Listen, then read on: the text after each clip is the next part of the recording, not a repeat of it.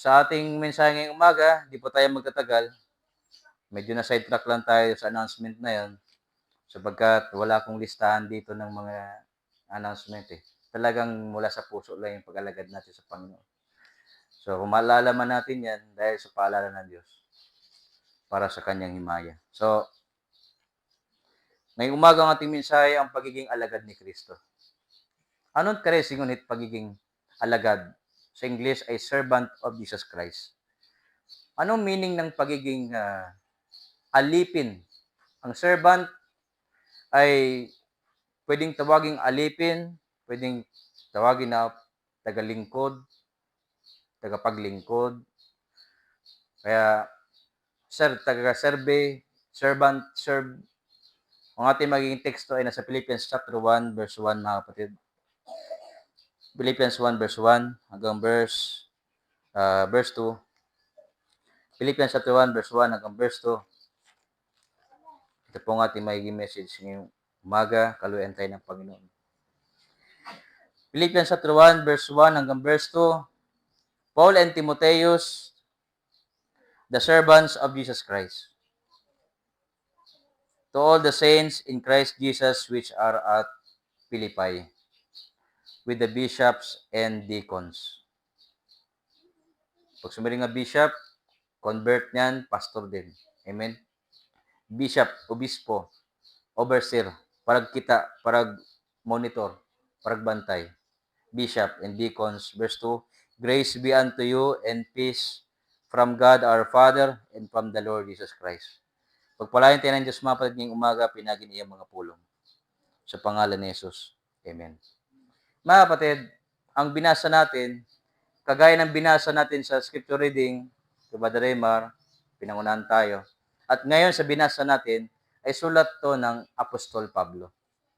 Si Apostol Pablo, bagamat hindi siya apelituan 12, sabagat na niya pagka-apostol ay nangyari noong chapter 9 ng Acts, sabihin si Kristo na sa langit na, kung paano siya naligtas at na-convert, nandun, nakalista at naka-narrate, nakasanaysay sa chapter 9 ng Acts.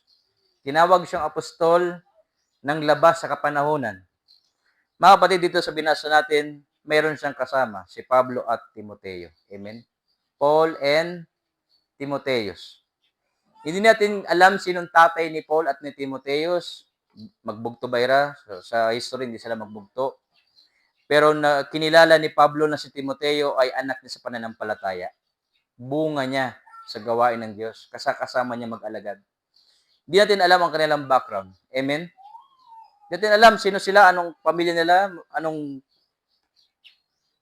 kabuhayan nila, anong klaseng tao sila. Pero meron diyang isang indication ng identification kung hino ira. Sabi diyan, sila ay alagad ni Kristo. The servants of Jesus Christ.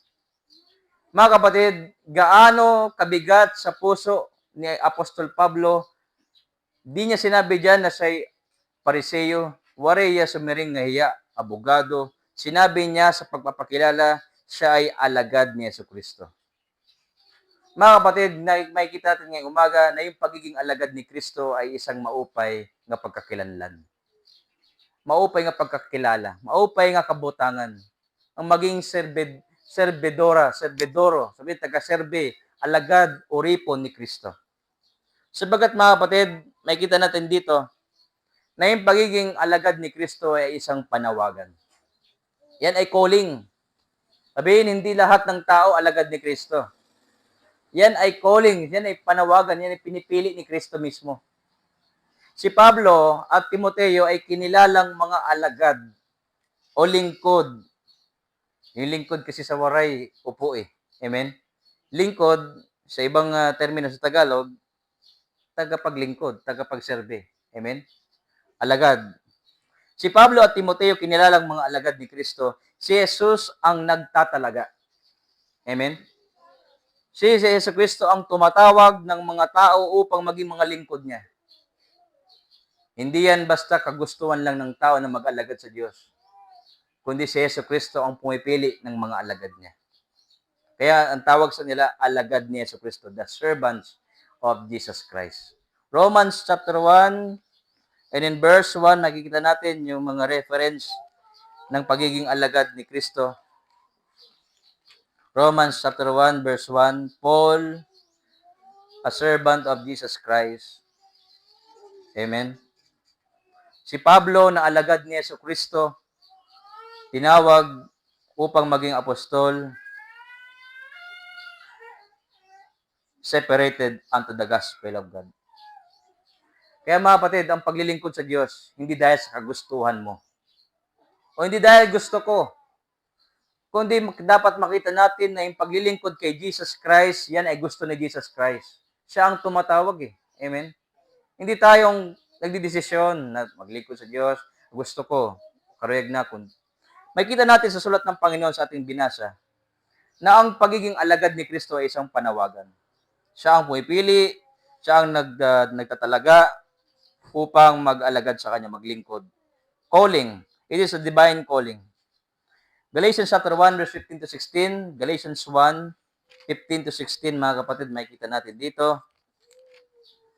Galatians 1, verse 15 to 16.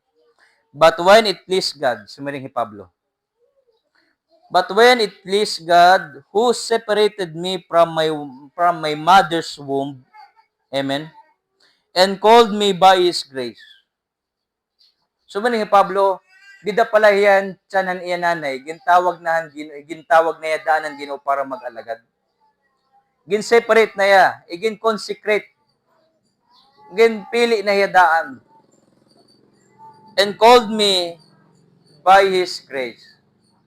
Gintawag ako ni Kristo, pinaagyan iya grasya, sumalan iya grasya. Verse 16. To reveal His Son in me, that I might preach Him among the heathen, immediately I conferred not with flesh and blood. Kaya mga kabugtuhan, ang pangalagad sa Diyos, diri sumalahan, unod, dugo, diri makakaulang haimo kung ano tim pagkatawo, ano tim nasyon, ano tim lahi, basta tinawag ka ni Kristo, gagamitin ka ni Kristo. Waray makaurulang haimo. Kung pinili ka ng Panginoon, tinawag ka ng Panginoon sa biyaya niya, kaya ang tawag biyaya eh. Waray makakaulang. Sabagat naniniwala tayo sa effectual grace, sa irresistible grace. Kapag gumios ang grasya ng Diyos, waray makakahawid. Pag pinili ka ng Panginoon, gagamitin ka niya. Iniligtas ka ng Panginoon, gagamitin ka niya. Tatawagin ka niya upang maging alagad niya. Mga kapatid, Matthew chapter 4, verse 19. Kagaya na nangyari kila Pedro, ang Panginoon ang tumatawag ng mga alagad. Matthew 4, verse 19. And He said unto them, follow me, and I will make you fishers of men. Matthew 4:19. And He said unto them, follow me, and I will make you fishers of men. Nakita niya yung dalawang mangingisda. Amen? Nakita niya, nagtatahi, naghahagis ng lambat, pukot sa dagat. Tinawag niya, sunod kayo sa akin. Amen? Gagawin ko kayong tagapamalakayan ng tao. Makikita natin mga kapatid, walang pinakamarangal na trabaho sa buhay na ito kundi mag-alagad kay Jesus. Maaring marami nagsabi, marami kong agaron, may agaron ako dito, may agaron ko dito, may didi. Nangagaron ako sa gobyerno, nangagaron ako sa pribado, institusyon, nangagaron ako dito. Mga kabugtuan, bisa ni Pablo sumiring hiya. Warin niya agaron si Kristo lang. Kaya wag nating ikaawod ang pagiging Kristohanan. Sabagat hindi tayo ang pumili kay Kristo. Hiya ang nagpili haaton. John 15 verse 16. Juan 15:16. Basahan ta mga kabugtuan. Ye have not chosen me. Amen. But I have chosen you. Ye have not chosen me, but I have chosen you and ordained you. Dayawon ng Ginoo. Diri kamo ang nagpili haakon, sumiring ni Kristo. Ako ang nagpili haimo. Ngayong umaga, iginpahinumdumhan ang Ginoo haaton niya na. Sugad nga nag-iistorya haakon nga haimo. Diri ikaw ang nagpili ha Ginoo, ang Ginoo nagpili haimo. and ordain you that ye should go and bring forth fruit, and that your fruit should remain, that whatsoever ye shall ask of the Father in my name, He may give it you. Mga kabugtuan, mapakiana ka mo, Pastor, panawagan ni Kristo, mababatian ba naton? Yes. Mababatian naton mga kabugtuan ang panawagan ng Ginoo. Pinagen maupay nga sumat. Ang adlaw nga iginwali ang maupay nga sumat, tinatawag tayo ng Dios. We are called. Kaso nga lang, marami nakapakinig, hindi lahat nakaintindi. Pumunta ako isang araw sa bahay ni Lumad Melvin. Nakita ko yung mga manok niya, kasama yung mga sisiw. Dami. Bad, piratim sisiw, bad. Mga sobrado to na pulo. Bisa nila magka-bro vlog. May duha nga nanay nagkatarampuit mga sisiw. Maghuni nga ni it nanay. Nakadungog tanan nga sisiw. Pero it na daop irala mga piso. Sugad gihap it panawagan ng Dios. Tanan na tao nakadungog. Pero it na response la iya mga anak. Kaya mga kabugtuan, nung araw na nabatian natin ang maupay nga sumat, nasabtan natin ng mga anak tayo sa Diyos, tungod kay ginmaop kita kan Kristo. Nung araw na tayo ay nakadungog ang maupay nga sumat, tinawag tayo ng Ginoo base sumunod na iyang mag-alagad, magserbi. Amen? Tinawag tayo mga disipulo, disciples of Jesus Christ. Ang panawagan ng biyaya sa Ebanghelyo, nung araw, maalala natin, nung kailan tayo na-save. Yun yung araw na tinawag ka ng Panginoon mag-alagad haiya.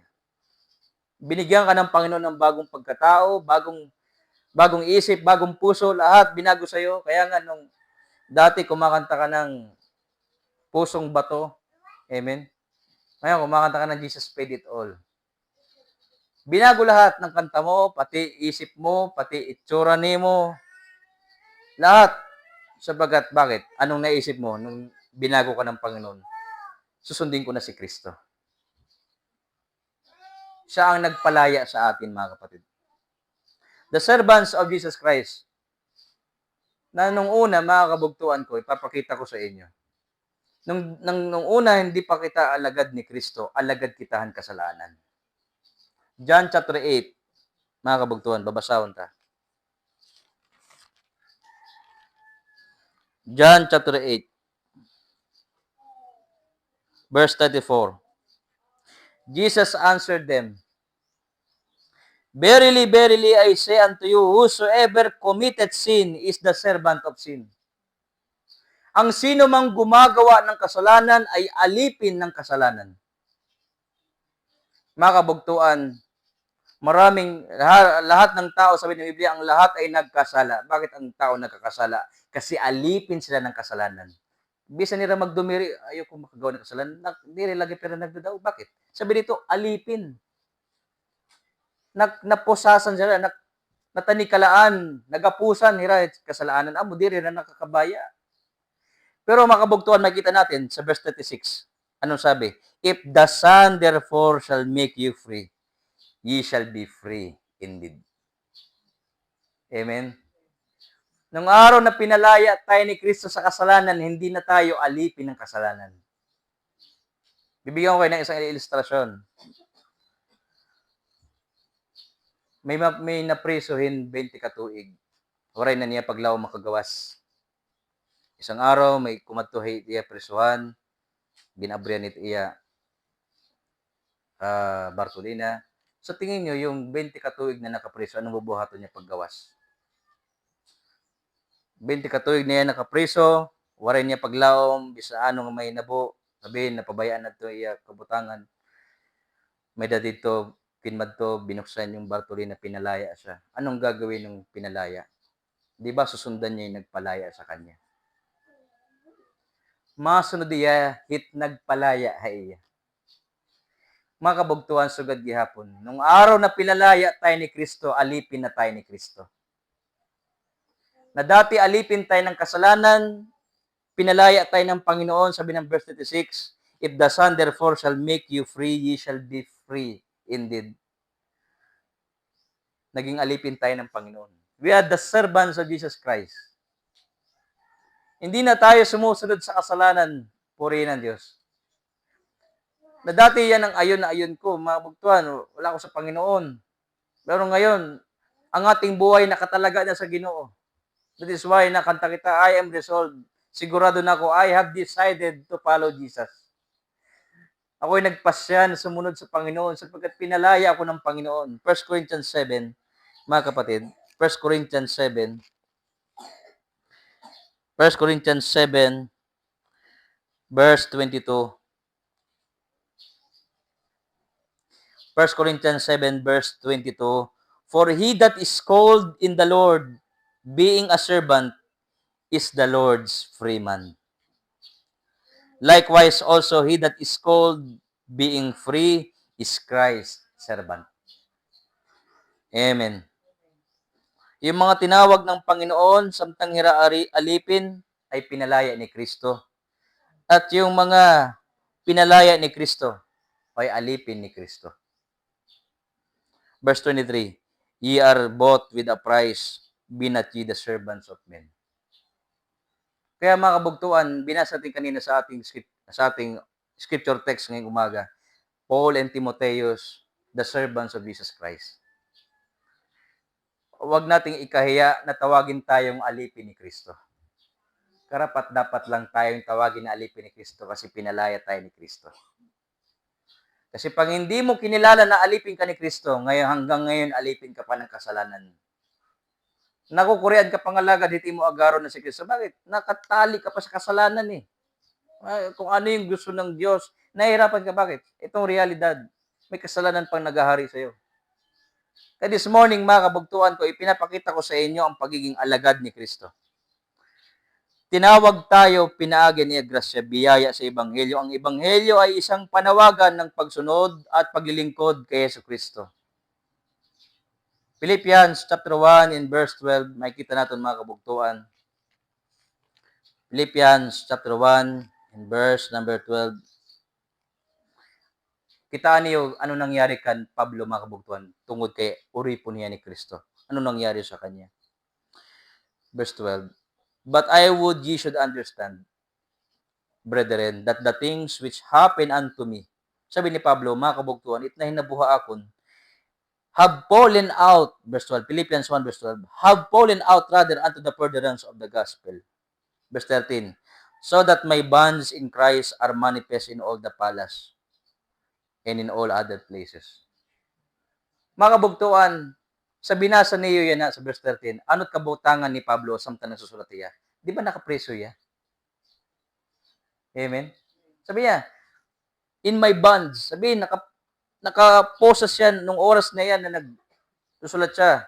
It's either hukalit iya posas nakasulat iya or nagdidictate la iya, may iba na susulat sa gawas.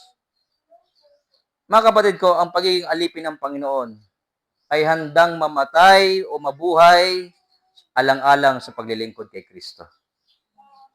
Hindi takot sa kamatayan, mga kapatid. Kapag sumaringan nga oripon, diba, noong unang panahon, sa panahon ng Kastila, may alipin sa gigilid, may alipin sa bahay, may alipin sa labas. Iba-ibang klaseng alipin.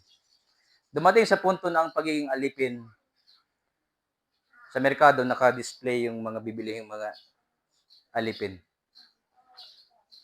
Binibenta. Kumbaga yung alipin, ari-arian siya. Ng panahon ni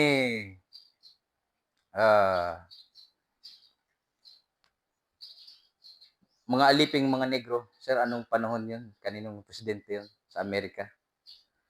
Magkaroon ng mapalit pasensya na. Ay, nakalimutan ko yung termino. Na yung mga preso o yung mga alipin, binibenta sa kalye yan. Bibili ka ng yaya. Hindi ang yaya nung unang panahon, hindi yan nirerentahan. Sabihin, hindi yan sinusweldohan. Binibili. Pabili nga ng alipin mo. Magkano yung alipin mo? Sige, akin yung papel. Simula ngayon, akin ka na. So ka sa bahay. Ikaw mag-alipin. Sabihin, hindi kagaya ngayon na yung pagkakaroon ng domestic helper is sinusuhulan. Noong unang panahon, hindi ganyan. Basta nga ni nag-serve ka, alipin ka, wala kang karapatan sa sarili mo. Binili ka na eh.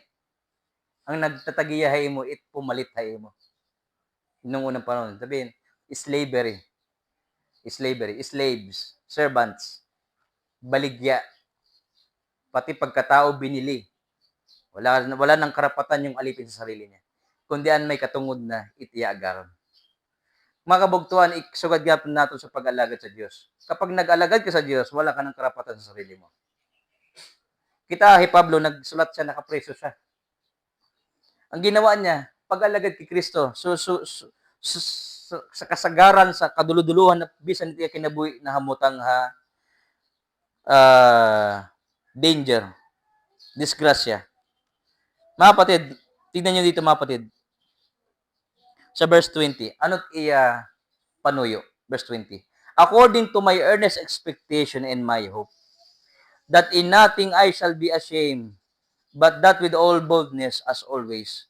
So now also Christ shall be magnified in my body, whether it be by life or by death. Sumaring hiya, bisan ako mamatay, mabuhay, mahimaya si Kristo. Yan ang isip ng nag-aalagad sa Panginoon. Alagad, uri po ni Kristo. Panginoon, mamatay man ako, mabuhay, mahimaya ka sa buhay ko. Yan ang pagiging alipin. Dili pwede sigmon nga aripin nga yan nagbubuot.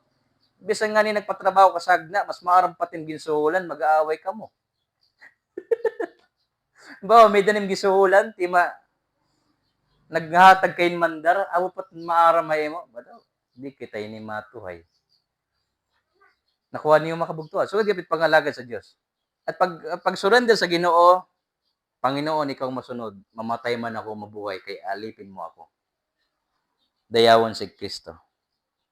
Kaya, ito yun yung pag-alagad sa Ginoo. Diri nga ito basta yakan-yakan la.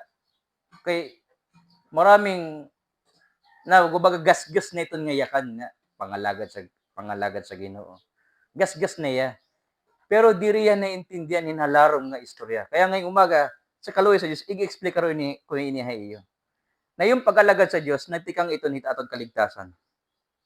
Na pinalaya tayo ni Kristo, pagiging alipin ng kasalanan at ngayon, pinalaya na tayo ni Kristo para maging alipin ni Kristo.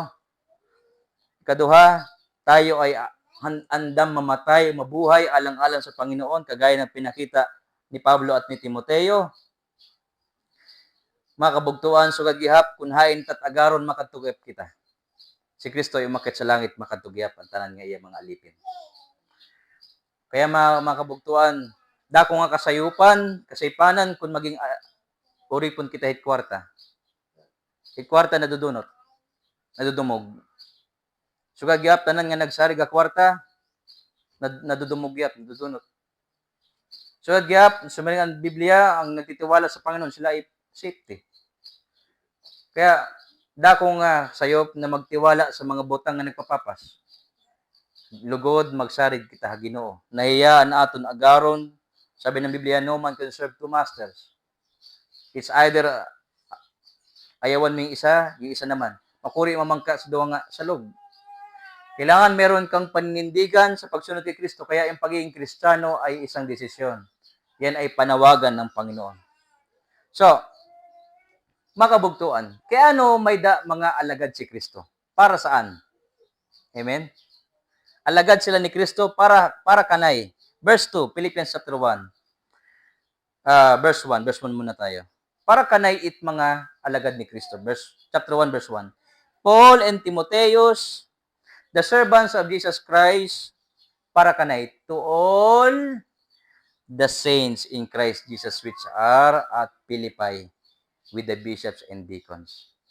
Karisignon, ang Ginoo nagtatawagin mga alagad para hasingbahan. Amen? Ang beneficiary ang church. Sila yung assignment ng mga alagad ni Kristo para sa church. The servants of Jesus Christ for the church. Mga kabugtuan, may kita din natin yan mapalit sa chapter 2, verse 17. Kaya makita natin na andam hi Pablo magpagamit alang-alang sa singbahan. Alagad yan ni Kristo para ang singbahan. Verse 17. And if I be offered upon the sacrifice and service of your faith, amen, I joy and rejoice with you all. Nakuha niyo mga kabugtuan. Sabihin, pangalagad sa Diyos, dapat nakakabenepisyo sa church. Hindi pwede magsabi na ako alagad ni Kristo, wala kang church. Amen? Halimbawa, may mga vlogger sa Facebook, sabihin sila, alagad sila ni Kristo. Nasaan yung church nila? Wala silang church. Para ka naiitira pagserbe. Tinalo pa nila si Pablo na may church. Na yung panawagan ni Kristo sa pangalagad, nakakabenepisyo ang simbahan, pinagin, ira, pagsiservisyo, ngan pag-aantos. Verse 17, Yea, and if I be offered upon the sacrifice and service of your faith, I joy and rejoice with you all. So another reference, Colossians chapter 1. Colossians chapter 1, verse 23. Dito po tayo mag-iiha mga kabuktuan. Correct ko lang ini-expose sa iyo, i-explica rin maupay, ano it karesingunit pagiging alagad ni Kristo. Colossians 1, verse 23. 23. If ye continue in the faith, sulat gapin ni Pablo, ni Paul.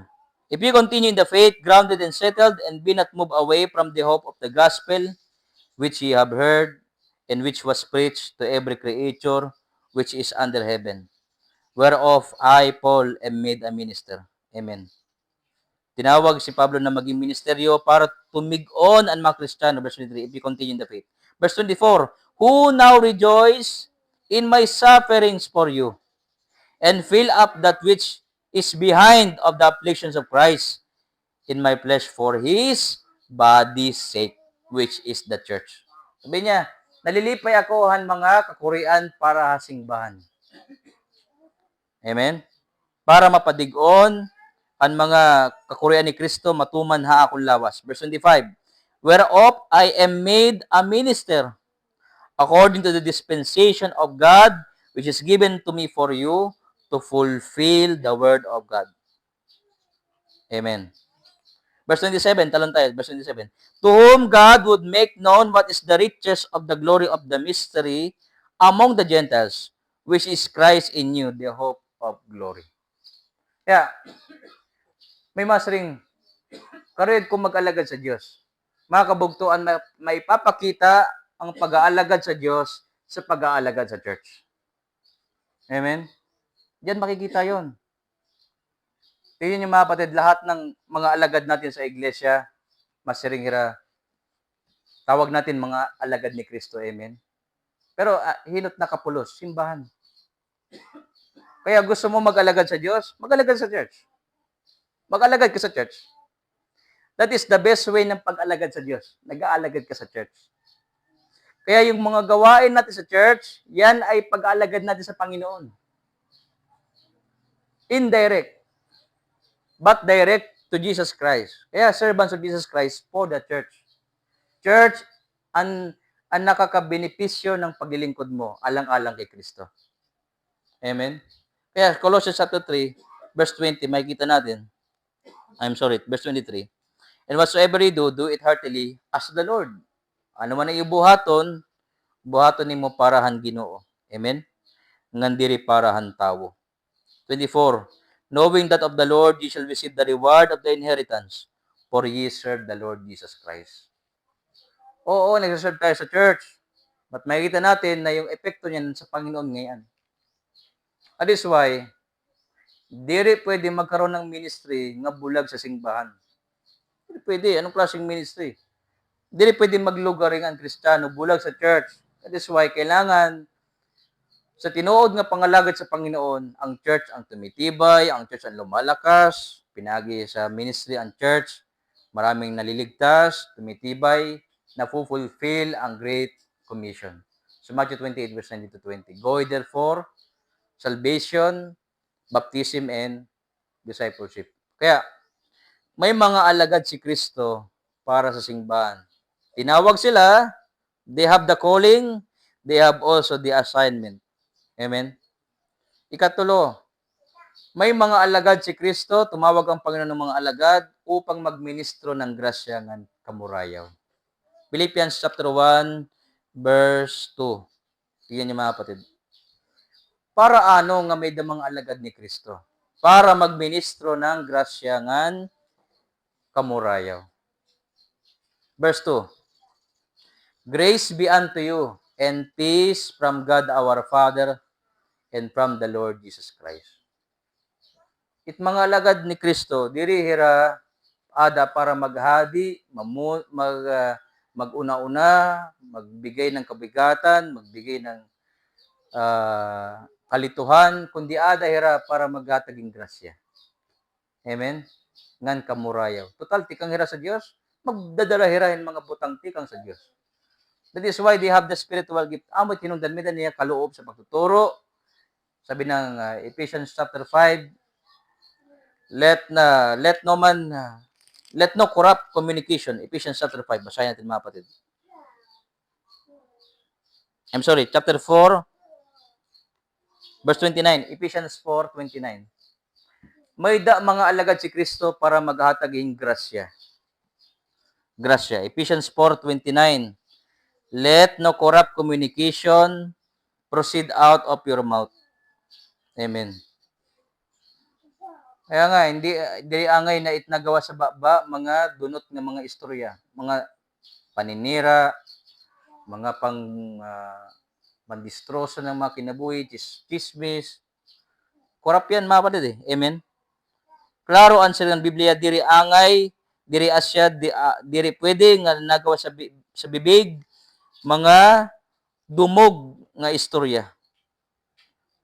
But that which is good, amen, to the use of edifying, that it may minister grace unto the hearers. Lalabas sa bibig ng mga tagapagturo, dapat biyaya upang magpatibay sa mga nakakapakinig. So, mga kabugtuan, may mga alagad si Kristo. Kaya ngayong umaga, gusto ko kayo hikayatin. Na nung araw na tayo naligtas, tinawag tayo ng Panginoon.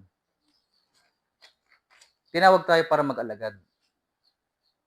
Ang kaligtasan magre-resulta ng paglilingkod. Kaya, kung wala ka pang paglilingkod sa Panginoon, bakit ka paniligtas ni Lord? Para ano? Ngagintalwas ka ng Panginoon. Para ano? That is a great question. Sa ating panahon, kinangilangan kita ng conviction mula sa Panginoon. Sabagat, ang tunay na pagiging Kristiyano ay ang pulos, taus-puso, tikang sa maopeng nga sumat na panawagan na mamumuhay at mamamatay alang-alang kay Jesucristo, alang-alang sa iglesia. Waray pangalagad nga bulag sa church. Lahat ng gagawin alang-alang sa Panginoon dapat makakabenepisyo sa mga kapatid, biyaya at kapayapaan. Kaya hanggang ngayon mga kabugtuan, naniniwala ko ang Diyos tumatawag ng mga alagad. Hanggang ngayon. Kaya I am blessed sa opening prayer kanina ng ating kapatid Brother Nazario. Sabi sa prayer niya kanina, kung narinig niyo, Panginoon, magpadala ka pa ng mga kamanggagawa. Magpadala ka pa ng mga magsaserve.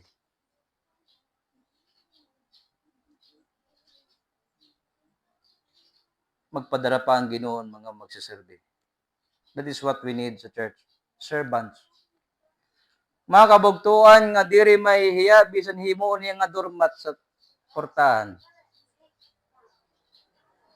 Sa kalibutan baliktad kung sino an labaw hiyaan gid sa serbiyan. Sa Panginoon baliktad.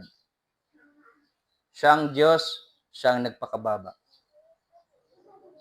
Amen. Ang Panginoon sa Kristo ngaran hiyaan hadi ng mga hadi, hiyaan Ginoo ng mga Ginoo, din iya ig-anak sa ospital. Si Kristo iginanak sa ospital, diri. Kitaan niyo kung gaano siya nagpakababa, mga kabugtuan. Iginanak siya sa sabsaban, sa kulungan ng mga hayop. Kitaan niyo, mga kabugtuan, din siya nagtubo nga bata. Saan siya lumaki? Hindi sa palasyo, inmukoy hiya, anak hiya hin karpintero. Pandayan Ginoo. Makita niyo mga kabugtuan, sumiring hiya, waray nga niya ulunan. Sugad diya kahambol. Sa pagsiserbe sa Panginoon, hindi kailangan ng magarbo. Kundi yung puso na inihanda na andam ka magsakripisyo alang-alang sa kabugtuan. Siya ang pinakamataas sa kaharian ng Diyos. Iya na parag-alagad. Nabisan nga ni Kristo, naghunaw hiya ang tiil ng mga apostol. Sabi ni Pedro, wag mo hugasan, Panginoon, baka nakakahiya. Sabi ng Panginoon, pag hindi kita na pag-ministeryohan, waray ko bahinain mo. O waray ni bahinaakon. Sabi ni Pedro, Panginoon, wag lang pa ako, pati buong katawan, paliguan mo na ako. Nakukuha niyo mga kabugtuan at pag-aalagad bilang mga oripo ni Kristo. Pagseserbisyo. Kristyanismo ang pagseserbisyo alang-alang sa Panginoon. Matthew 18, basahon ta mga kabugtuan. Matthew 18. Kaya sa church, ang Panginoon tumatawag patuloy ng mga alagad.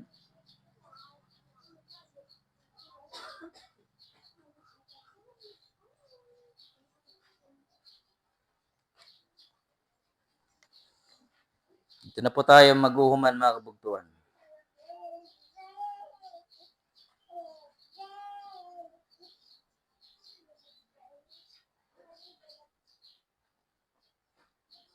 Matthew 18.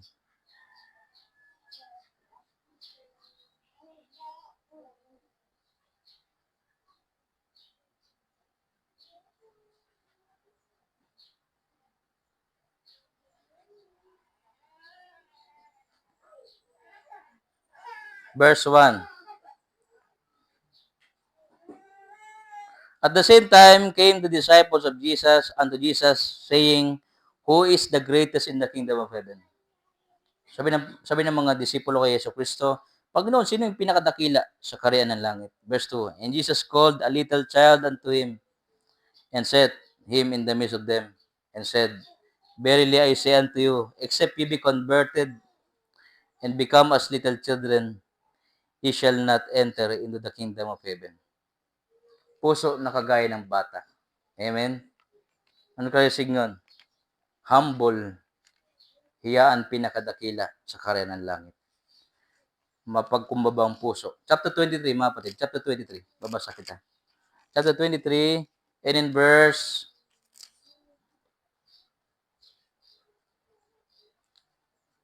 11. Matthew 23, verse 11.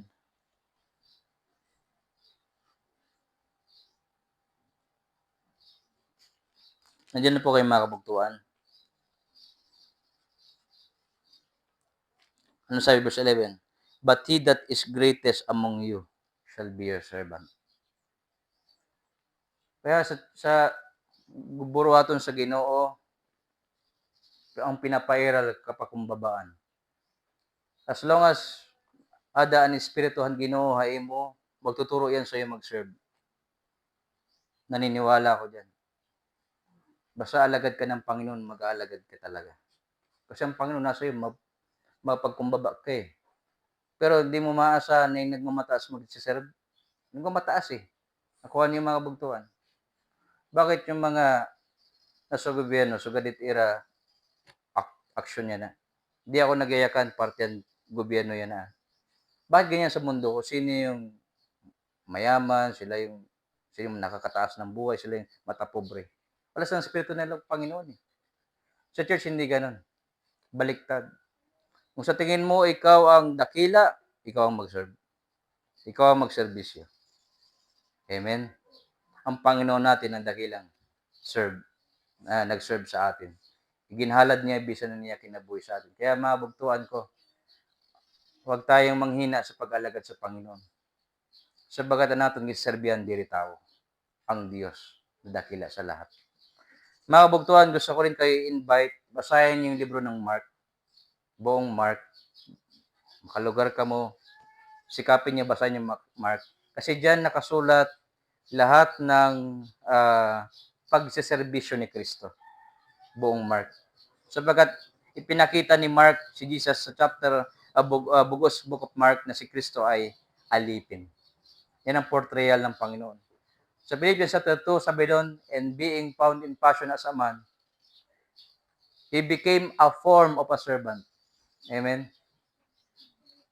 Let his mind be in you, which was also in Christ Jesus, who, being in the form of God, thought it not robbery to be equal with God, but made himself of no reputation, and took upon him the form of a servant. Si Kristo, mga kapatid, nag-anyong alipin. The form of a servant. Kaya, mga kapatid ko, pinalaya na tayo ng Panginoon upang makapaglingkod tayo sa Kanya. Kaya, meron tayong ministering tinanggap sa Panginoon, paniguruhan natin. Amen? Sapagkat hindi taong pinagsiserbihan natin, mga kapatid. Hindi tao. Ang Panginoon. Ako na inyong alagad, guti-guti nga alagad, kaupod lagat niyo nagsiserbi sa Panginoon. Huwag niyo isipin na ako ay labaw haiyo o ano man. Hindi. Usa lagyap ako nga tinalawas ni Kristo sa aking kasalanan. Kaya sundan lang niyo kung ano pangalagad naton at sikapin natin na mahimaya ang Panginoon sa ating mga pangalagad. Kaya pinapasalamatan ko din ang Panginoon sa umagang ito, sa mensahe na ito, nagbigay sa atin ng paalala anong ibig sabihin ng pag-alagad kay Kristo. Yun pala ay ang pagliligtas sa atin, panawagan, ikaduha, para sa church. Pag mag-serve ka sa Panginoon, it will affect the church. Dapat ang church mapapalakas. Ikatlo, ikatulo natin mga kabugtuan, ang pag-alagad kay Kristo. Ang pag-alagad kay Kristo ay ang pagdadala ng biyaya at kamurayo. Kaya, mamili tayo ngayong umaga, saan tayo mag-alagad? Sa mundo o sa Panginoon? Magkaroon tayo ng isang isip, magkaroon tayo ng isang pagpapasya upang hindi tayo pasukin ng dyablo sa ating mga hunahuna. Magkaroon tayo ng isang master. Wala tayong ibang master, si Jesus lang, ang Panginoon. So let us pray, mga kapatid, magdasal tayo.